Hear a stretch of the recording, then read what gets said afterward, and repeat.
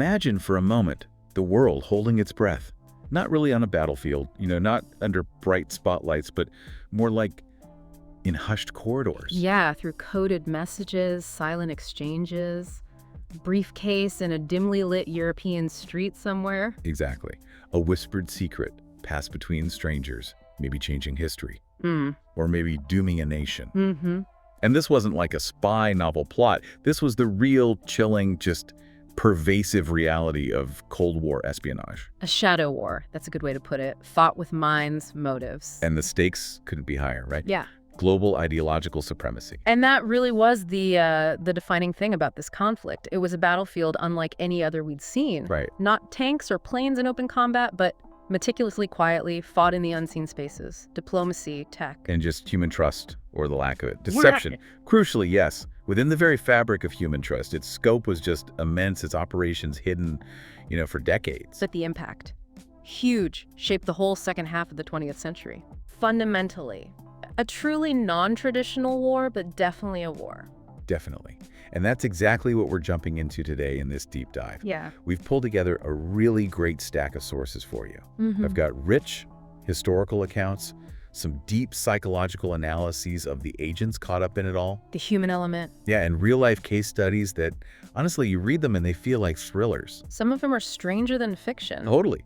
So our mission here is basically to give you a shortcut, to distill the essence of this whole enigmatic era. Right, get to the core of this shadow war. And understand why we still feel its effects so much today.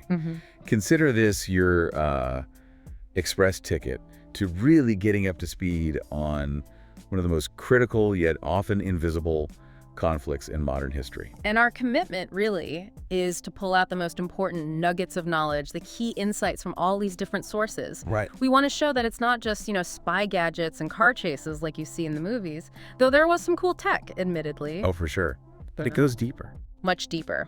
It's about the complex interplay of human minds, the really personal motivations driving people to betray everything or sacrifice everything. And the moral gray areas. Huge. Exactly. The profound moral ambiguities that define that whole era.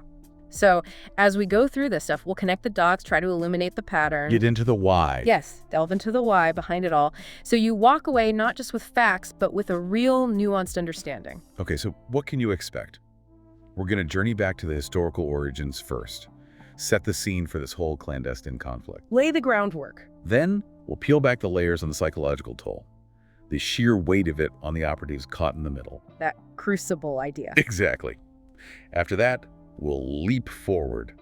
See how these Cold War tactics haven't vanished? They've just evolved, especially into the digital world we live in now. The echoes are everywhere. And along the way, we'll dig up some lesser-known truths, maybe bust a few myths. Always good to do. And dissect some controversial cases that people still argue about today. Expect some drama, some cliffhanger moments, honestly, and some really rich academic insight. Yeah. We're aiming for a few aha moments for you. And as we navigate this clandestine world, we really hope you'll think critically about it all. Yeah. What stands out to you? How do these stories maybe challenge what you thought you knew about spying or loyalty or even conflict itself? Right. The goal isn't just recounting facts. It's more like an immersive experience, prompting maybe some deeper thought on, human behavior and the legacy of it all. Okay, let's start at the beginning then. The genesis of this shadow war, the historical foundations. Right. This era, roughly 1947 to 1991, it was just unique. No massive armies clashing in the open, not like World War II. No, it was this intricate, relentless psychological chess match. Yes. U.S. versus the Soviet Union. And the stakes. Ideological supremacy, which way the world turns. Monumental stake. And the battlefield. It was everywhere and nowhere. Back alleys, embassies, fancy receptions. And deep inside people's heads, that was critical. Absolutely. Minds were the real battleground. One of our sources puts it perfectly, saying, behind every peace treaty was a dead drop. Behind every handshake, a handler watching from afar. That quote really nails it, doesn't it? The sheer pervasiveness of it. It really does. And what's amazing is how this Shadow war wasn't just happening alongside diplomacy, it fundamentally reshaped it. How so? Well, covert ops became integrated into basically every aspect of geopolitical strategy. Information, influence, they became weapons just as potent as tanks. So even a normal diplomatic meeting could have layers underneath. Oh, absolutely. Often intertwined with clandestine intelligence gathering, it set up this new global normal where real trust was just incredibly rare. Yeah. Highly negotiable. It really redefined conflict on a global scale. And as this unique war unfolded, there were these key moments, right? Turning points that just ratcheted things up, revealed new layers of the spy game. Definitely. Each one peeled back the curtain a bit more. Think about 1945. WWII ends. The Allies who fought together. Suddenly, that cooperation just crumbles. Gone. Almost overnight. The Iron Curtain falls. Boom. This stark ideological divide splits East and West. A physical and metaphorical line drawn. Then just 2 years later, 1947, the CIA is officially created. National Security Act. This wasn't just another government department. This is the U.S. saying, okay, we're committing to global intelligence efforts centrally. The formalization, the institutionalization of the American side of the shadow war. Yeah. And that institution got tested pretty fast, didn't it? Almost immediately. You look at 1953, the rise of Kim Philby, Soviet double agent. Ah, the Cambridge Five. Infamous. Exactly. And Philby wasn't just some low-level guy. He infiltrated MI6, British intelligence, at an incredibly high level. Astonishing. Right at the start of the Cold War. Right at the start. Deep penetration, giving the Soviets access to sensitive Western intelligence for years. Yeah. It showed the sheer audacity, the long-term thinking of Soviet intelligence. And the vulnerabilities on the Western side. Starkly exposed them. It was a huge wake-up call about the scale and sophistication of the threat they were facing. Then you jump to 1960, the U-2 incident. Francis Gary Powers. Shot down, deep inside Soviet airspace. And that wasn't just a spy caught in the act. It blew up into this massive public embarrassment for the U.S. Huge diplomatic crisis, right before a major summit meeting, too. Terrible timing.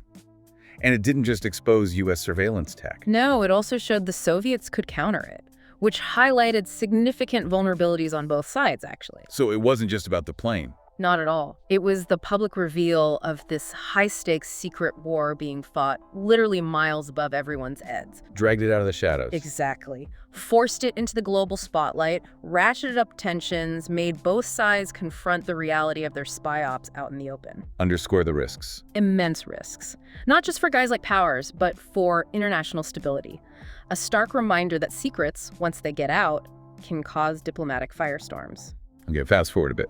Late 70s, early 80s, this period called the Year of the Spy. Roughly 79 to 85, yeah. A real wave of high-profile cases. It's just rocking U.S. intelligence agencies. It must have been a massive shock, realizing how deep some moles had burrowed in. A jarring wake-up call showed how long some had been operating right under their noses. And right in the middle of that, 85, Aldrich Ames, high-ranking CIA guy, starts selling out American agents to the KGB. Devastating betrayal. We'll definitely talk more about Ames later, but his actions, catastrophic, foreshadowed one of the worst breaches ever. So that whole Year of the Spy period signaled a shift. A big shift, yeah. An escalation in the intelligence war. The focus moved from just gathering intel to actively hunting for internal threats, defending against the enemy within. Because the enemy could be within. Literally. Yeah. Operating with impunity sometimes.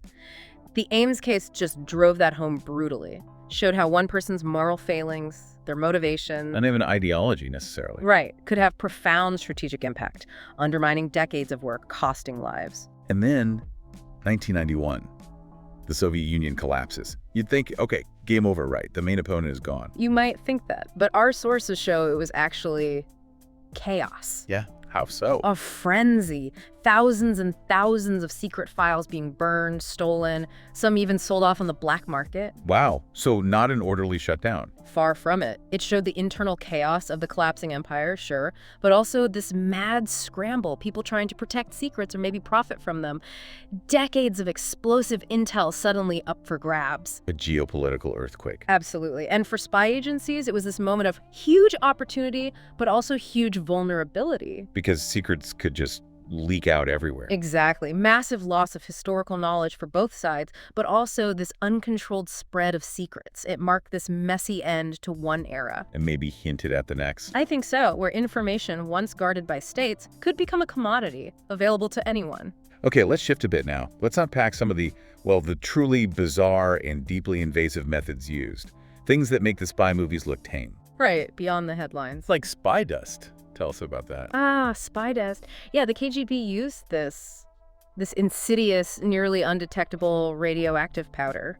Metallocene, technically. Radioactive, seriously. Seriously. They'd apply it maybe to doorknobs, carpets, car seats of American diplomats in Moscow. The idea was it would cling to their clothes, their shoes, their belongings. And track them. Leaving a radioactive trail wherever they went, every meeting, every unscheduled stop, all revealed without them knowing. That's chilling. A physical, invisible threat just clinging to you. Yeah. Weaponizing science in such a subtle, personal way. It really is a physical manifestation of that Cold War paranoia. It wasn't just watching someone. It was the psychological impact of knowing you could be unknowingly contaminated, tracked. Turning surveillance into a physical intrusion. Almost biological, yeah. Reinforced that terrifying idea. Nowhere is safe. No one is safe from the invisible eyes. It makes you wonder about the kind of society that pushes for that level of invasive, potentially harmful tracking. And then there were dead drops. These are most classic spy movie, but they were crucial, right? Absolutely prevalent, absolutely critical. These clandestine message exchanges, often in plain sight in big cities, Vienna, Berlin, Istanbul. Hubs of spying? Veritable hubs, yeah. Sources say these places had overlapping surveillance everywhere. Every corner could hide watchful eyes. So imagine trying to leave a secret message. Maybe in a hollow brick or under a park bench. Exactly. A pre-agreed spot. Knowing that multiple competing spy agencies might be watching that exact spot simultaneously. Trying to spot the handler, the courier, the drop itself. High stakes, hide and seek. The wrong move, a glance held too long, a misplaced step could mean exposure, or much worse. So not simple at all. Incredibly complex in practice. The risk wasn't just the drop itself, but the whole approach and departure. Layers of counter-surveillance, a dense, dangerous environment. Really speaks to the manual, painstaking, high-risk nature of a lot of this work. Nerves of steel required. Definitely. Human ingenuity under extreme pressure. But maybe the most extreme example of invasive surveillance. The Stasi in East Germany. The shield and sword of the party. Ah, the Stasi. Yeah, arguably the most pervasive secret police force ever. Our sources say an astonishing 1 in 6 citizens were informants. Is that right? That's the figure often cited. An incredible number. Coerced, persuaded, neighbors spying on neighbors, students on teachers. Even children on parents. Even children reporting on their own parents. It's almost unimaginable. A society built on institutionalized betrayal. How does a society even function like that? That's the terrifying thing. The Stasi wasn't just about gathering intel for security. It was about total societal control. Breaking down trust. Systematically. Deliberately breaking down all personal trust. When 1 in 6 people might be an informant, suspicion becomes the norm. No private space, no family bond, no friendship is truly safe. Tearing society apart from the inside. Exactly. Leaving these deep generational scars, paranoia, mistrust, alienation, lingering long after the Berlin Wall fell. It really forces you to ask, what kind of society allows that? Turns its own citizens against each other for the state? The human cost was just immense. Okay, so moving from the historical backdrop and the methods, let's dive into the minds in the shadows, the psychological, the sociological impacts. The human cost, again, but on the individuals. Yeah. Our sources call espionage a crucible for identity, morality, and paranoia. One quote really stands out. To live a double life is to erode the self, until you no longer know who is betraying whom. It hits hard. It does. Just try to imagine it. Living a life where your true self, your real thoughts, loyalties, is constantly hidden, meticulously hidden behind a mask. What does that relentless performance, that constant deception, do to a person over years, decades? That quote is incredibly insightful. It gets right to the core psychological toll, the constant lying, the performance, the hidden loyalties. It doesn't just affect how well you do the job, it eats away at yourself. Blurs the line. Completely. Between the fake persona and the real person underneath, leads to profound identity confusion, often a loss of who you actually are. It's a psychological burden most of us can't really comprehend. And it could become a weapon itself. Absolutely. These deep internal conflicts could be exploited by the very agencies they were working for or against. It shows how the mind, the spy's most vital tool, could also be their biggest vulnerability, their undoing. And you see this play out in specific ways, like cognitive dissonance. Right. Double agents, like Philby again, or Ames. They often rationalized their betrayal, twisted it into some kind of ideological loyalty, didn't they? Precisely. They construct these internal narratives to justify horrific actions. I'm serving a higher cause, or my original side is corrupt. Mental gymnastics. Extreme mental gymnastics. It allows them to reconcile these wildly contradictory beliefs and actions, maintain some sense of self-integrity, even while committing profound betrayal. It shows the mind's incredible capacity for self-deception, especially under pressure. Then there's just the constant fear, the fear of being watched, surveillance trauma, the sources call it. Leading to paranoia, hypervigilance, even identity dissociation. Can you imagine the sheer mental exhaustion? Always looking over your shoulder, never relaxing, never feeling safe. Unable to form real connections, even with loved ones. Every stranger, every sudden noise, every shadow, potentially a threat. It sounds like living in a permanent state of high alert. It's an exhausting, deeply isolating existence. Chronic anxiety, insomnia, profound inability to trust anyone. And that's not just a personal tragedy. It affects the job. Hugely. Creates massive operational risks. A hyper-paranoid agent. They can become erratic, unreliable, make bad judgments, compromise everything due to the sheer psychological pressure. Shows how central human psychology was for success and failure. Absolutely key. Often leading to burnout, breakdowns, unintended consequences. And then there's this idea, the banality of treason. It challenges that romantic image of the spy. Yeah, the idea that they're all driven by grand ideology. Patriots or traitors for a cause. But the reality, according to our sources, is often more mundane. Often much more mundane. Many spies weren't driven by lofty ideals, but by money, ego, resentment, sometimes even just boredom. Human flawed. Deeply human, often petty flaws. It highlights the fragility of personal ethics under pressure. So it strips away the romance. Completely. Forces us to confront a grittier reality. Catastrophic betrayals often stemmed from ordinary weaknesses. They're not some grand evil plan. Like someone passed over for promotion, feeling resentful. Exactly. Maybe nursing that grudge for years, then maybe sharing a tiny detail for a bit of cash, rationalizing it. Is it snowballs? It snowballs. The handler needs more, the payments become essential. Suddenly they're trapped in this web of betrayal driven by debt or ego, not ideology. When the motives are that mundane, but the consequences are world-changing, it really makes you question loyalty, ethics. Absolutely. It's sobering that the fate of nations could hinge on a personal grudge or financial desperation. And these individual psychological strains. There's a ripple outward. Yeah, sociological impacts. Big time. Think about entire intelligence agencies shaken by moles embedded for decades. The suspicion must have been corrosive. Pervasive suspicion, infecting the whole organization. How do you trust your colleagues, your boss, the person sitting next to you, when they could be the mole undermining everything? Paralyzing. Almost. It diverts resources to internal hunts, paralyzes decision-making, leads to excessive secrecy within the agency, ultimately compromises effectiveness. Lack of internal trust can be as damaging as an external attack. Undermining from within. And what about the innocent people working there under constant suspicion? Immense psychological toll on them, too. The Cold War also gives us this interesting, often overlooked angle on gender and espionage. Right, female spies. Like Martha Knockart from WWI, or more modern figures like Anna Chapman. They weaponize gender stereotypes. In a way, yes. Societal biases became tools. Either they were underestimated, dismissed, seen as less capable or serious in national security matters. Which gave them a kind of invisibility. Exactly. Allowed them to operate under the radar in ways male agents maybe couldn't, or conversely. It could be sexualized. Right, and they could exploit that. Use seduction, charm, distraction to gather intelligence or manipulate targets, turning a societal bias into an operational advantage. So societal blind spots became tools of deception. Absolutely. It offered a unique, often unacknowledged edge and probably forced some reevaluation within agencies about who could be an effective agent. And back to East Germany one more time, that civic surveillance culture, the Stasi, 1 in 6 informants. Truly extreme. That pervasive spying. It didn't just end when the wall came down, did it? It fractured trust for generations. The long-term damage is immense. When the basic fabric of social trust is systematically destroyed like that, it leaves this legacy.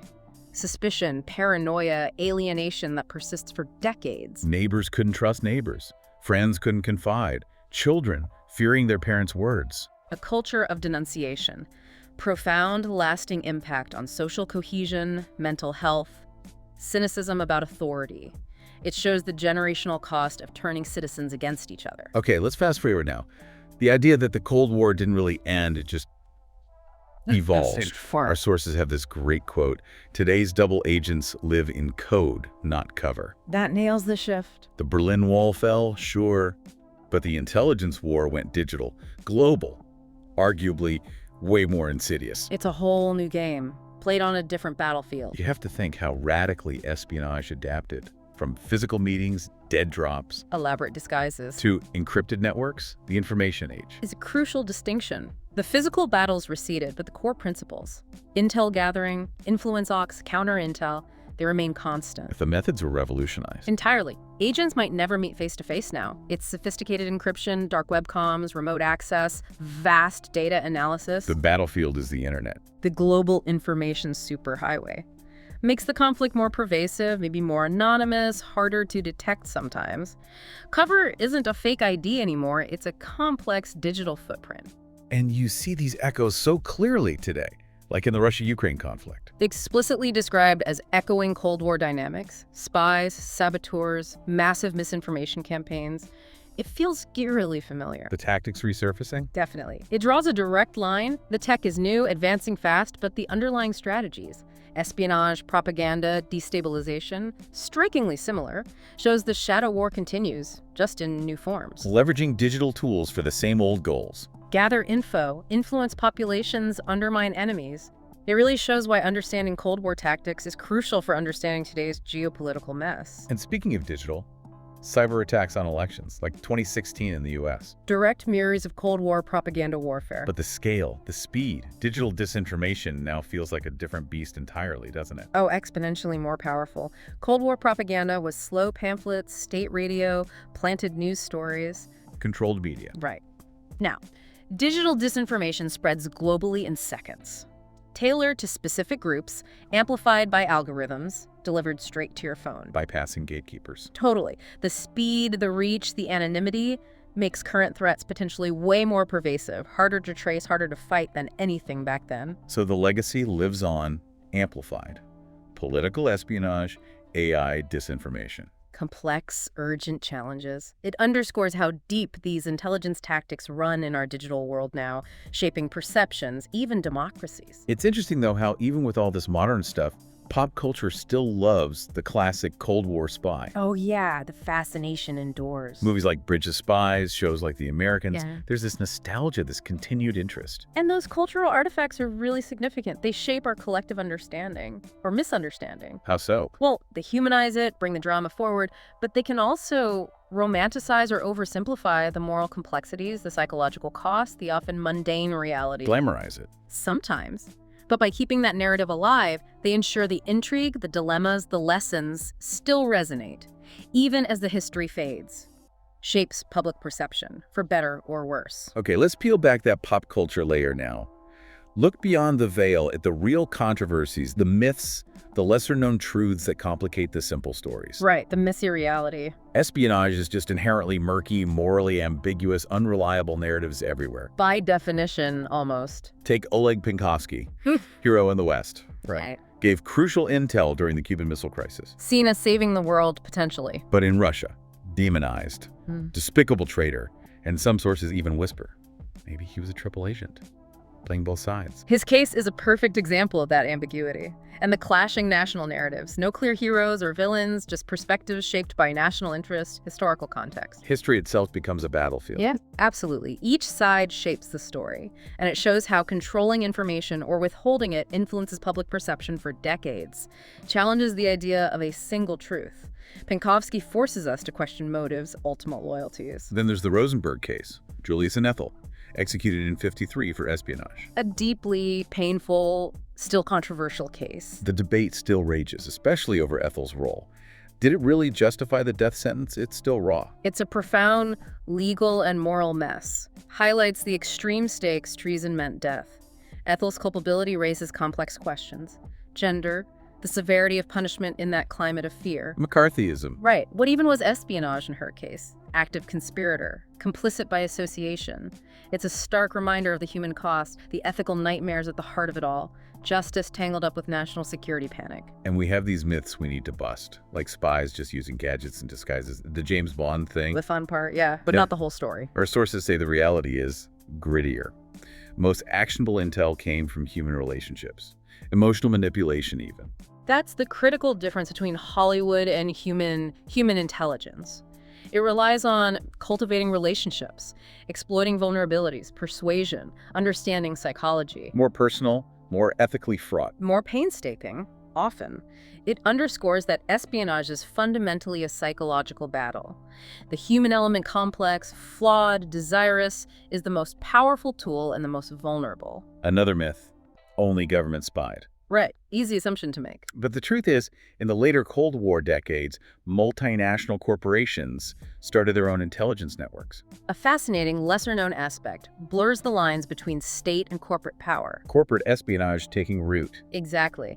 Economic, technological advantages became as valuable as military secrets. As global business got more competitive, companies saw the strategic need for intel on rivals, markets, tech. So private intel ops running parallel to state spying. Sometimes overlapping even. Yeah. Challenges that simple idea of spying being just a government thing. Makes you wonder, how much of our view is shaped by fiction? How does that limit our view of threats today? Okay, let's bring in some expert voices now. Theories that help frame this whole era. Guiding perspectives. Christopher Andrew, the MI5 historian. He claims espionage was the third dimension of the Cold War, as critical as nukes and diplomacy. That's a huge claim, and profoundly significant. It elevates intelligence to the same strategic level as military power or treaties. So the spying wasn't just a sideshow. No, it implies the covert ops, the intel gathering, the counter-intel battles, the psyops. They were integral to preventing a hot war, maintaining that fragile balance of power. A hidden guarantor of peace, almost. Through knowledge, yeah. Underscores the vital, unseen role intelligence played in shaping the whole period. Then there's John le Carre, author, former spy himself. Master storyteller, deep insider knowledge. He famously said, "Intelligence is not about secrets, it's about intentions." And he believed spying reveals the moral ambiguity of national loyalty. Le Carre just nails the ethical quagmire. His point about intentions. It's so true. Understanding why your adversary does things, their goals, their ideology, that's more valuable than just knowing their troop numbers. It's about the why, not just the what. Exactly. And his novels constantly explored those moral compromises, the blurred loyalties, the internal struggles. He showed how serving your country in that world could mean deep, soul-crushing ethical binds. The inherent ambiguity of it all. But not everyone agrees with these mainstream views. There are alternative theories, critical perspectives. Important to consider those too. Like some analysts believe agencies exaggerated threats during the Cold War. To justify their existence. Basically, to get bigger budgets, more power, more political influence. That introduces the idea of self-serving motives, challenges the heroic narrative, suggests agencies, like any bureaucracy, might inflate threats to ensure their own relevance, funding, clout. Were they fueling the fire sometimes? An important, if uncomfortable, question. Amplifying perceived dangers to justify their own growth. It's a critical lens for understanding internal dynamics, potential overreach. And then there's this growing idea of deep state continuity. Right, the theory that Cold War surveillance tactics didn't just vanish. No, they persisted. Became embedded in surveillance capitalism today. That's the connection being made. It draws this fascinating, unsettling line from historical tactics to current trends. So methods honed for national security. Got repurposed, refined, integrated into the commercial world, the modern data economy. Blurring lines between state security and commercial data grabbing. Exactly. Implying this continuity of surveillance infrastructure techniques that now touch every part of our digital lives, far beyond just state spying. What's compelling is how history leads to these profound questions about now, makes you critically examine the data-driven world we're in. Let's make this even more concrete. Unforgettable lives. Case studies that bring it all home. Real people, real consequences. Aldrich Ames, CIA. Sold names of over 100 U.S. assets to the KGB. Most were executed. The most devastating breach in CIA history, utterly catastrophic. And his motivation. Not ideology, just debt. and disdain for his bosses. A stark, painful example of internal betrayal. His actions had profound impact, cost lives, compromised missions, and his motives. Pure banality of treason, mundane flaws leading to the worst breaches, shattered trust for decades, forced a painful rethink of internal security. A dark stain. Then, the flip side, Oleg Gordeski, high-ranking KGB officer, secretly defected to MI6 in '85. A major intelligence coup for the West. And his escape from Moscow. It sounds like a movie script. MI6 smuggled him out. Baby stroller decoys, diplomatic plates, false bottoms, and a Land Rover. Incredible story, audacious planning, meticulous coordination, astonishing bravery. Under the KGB's nose. This was a high-value asset. Hugely valuable. Provided critical intel on Soviet intentions during a really tense period. Yeah. His defection was a massive win, gave vital insights when desperately needed. Shows the resourcefulness needed, the risks. Razor-thin margins. Extracting someone like that from deep inside enemy territory. It showcases the sheer audacity required. A total contrast to Ames' betrayal. Shows the dual nature of agents. And finally, Robert Hansen, FBI. Spied for the Soviets, then Russians, for 22 years. 22 years, while sitting at the Bureau's highest counterintelligence desk. Mind-boggling. There's that chilling quote about him. He betrayed his country every Sunday before going to church. Captures the hypocrisy perfectly. Deep, prolonged, insidious betrayal woven into his supposedly normal life. His longevity, his access. What does that say? It illustrates deep systemic vulnerabilities. Shows how internal trust, unchecked, can be a massive liability. His betrayal caused severe damage, compromised sources, methods. Raises fundamental questions about trust in these environments. Even among those sworn to protect secrets, it forced another painful reevaluation of internal security, vetting, psychological profiles. A stark reminder. The biggest threats can come from within. Let's widen the view now. Global lenses, cultural variations in how espionage was seen and done. Big differences across nations. In the US, we tend to emphasize the spy hero, right? Bond, Bourne, glorifying the work, making it seem adventurous, noble. That cultural narrative definitely shaped public perception, maybe even recruitment, created this romanticized image action, gadgets, defending freedom. Sometimes obscuring the gritty reality. The moral ambiguity, the mundane parts. But it was also powerful propaganda during the Cold War. The Western agent as the righteous hero against a shadowy enemy influenced public support. Contrast that with the Soviet Union. Spies were both heroes and disposable. Simultaneously, yeah.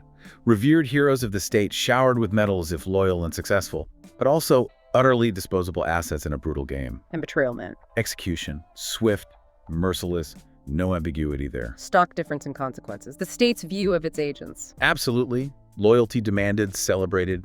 But individuals could be ruthlessly sacrificed if their usefulness ended or politics shifted. Created extreme fear, ruthless efficiency. Reflected a utilitarian view of human life. The state was everything, the individual a tool. And then the non-aligned nations. India, Egypt, Cuba, caught in the middle. Complex playgrounds for both superpowers. Our sources say many spies there weren't working purely for ideology, east or west. No, often for something more pragmatic. Their own nation's independence, stability, strategic advantage. Playing both sides. Sometimes. Navigating a treacherous landscape to preserve sovereignty, gain leverage, get resources. Agents might work for or play off multiple powers, not out of malice, but for their own national interest. Challenges that simple east versus west picture. Definitely. Makes you ask, how much is espionage about national values versus just raw power dynamics? Motivations were often way more complex than simple allegiance. Okay, let's wrap up with a critical analysis. Espionage is a double-edged sword. Strengths and weaknesses. Important to weigh both sides. And the plus side, clear benefits. Despite the shadows, sources suggest it likely prevented full-scale nuclear war. Through back channels, early warning. A monumental claim, but with evidence. Intel gave crucial insights into capabilities, intentions, allowed vital communication, crisis management, like the Cuban Missile Crisis. Absolutely essential in diffusing potential catastrophes. It's compelling how something so secret, so clandestine, could have such broad societal benefits, preventing annihilation, maintaining a fragile peace. And beyond preventing the ultimate disaster, intelligence provided early warnings on other threats. Assassinations, coups, military moves. Crucial in an era of rapid shifts, proxy wars. And now, those archives, once secret, now invaluable for historians. Painstakingly reconstructing 20th century politics, giving us a clearer, more nuanced picture than ever before. The opening of archives, even partial ones, is an unparalleled window, turns operational secrets into academic resources. Intel becomes history. But there's the dark side. The weaknesses, the dangers, Definitely. pervasive cycles of paranoia, injustice, overreach, the inherent risk of unchecked power in the shadows. And these weaknesses had profound, lasting societal costs. Fear of infiltration led to internal witch hunts, wrongful accusations, a climate of suspicion breeding injustice within agencies. Shows the dangers of unchecked power, how operations meant to protect can end up doing immense harm. And civil liberties often took a hit. Spying on innocent citizens justified in the name of national security. A significant, often unacknowledged erosion. Plus the hidden horrors. Yeah. Torture, double crosses, executions, psychological torment, kept secret for decades. The absolute nadir of espionage. The moral abyss. And that normalization of surveillance. Perfected then, it bled into civilian life, right? Often unchallenged. This is where the ethical compromises become most glaring, most persistent. That Cold War mentality justified widespread domestic surveillance, laid the groundwork for many privacy debates we have now in the digital age. So it raises concerns about that balance, national security versus individual rights. A tension that's arguably intensified exponentially today, shaped by those Cold War precedents. So bringing it all together, why does this still matter so much? It's not just history. No, that quote sums it up.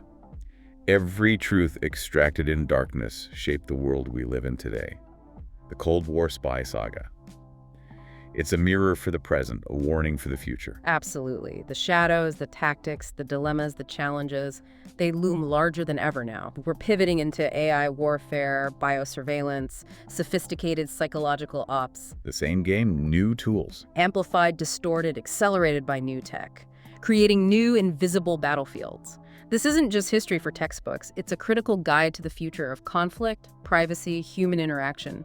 We're still haunted and guided by those ghosts whispering secrets behind enemy lines. Which leads us to a final thought for you, the listener, to chew on. A provocative question. The Cold War showed the necessity of secrecy for national security. Hidden information was vital. Undeniably. But today, we seem addicted to transparency. Everything's shared, archived, open for all to see. That tension is critical. And it raises this fundamental question for the future.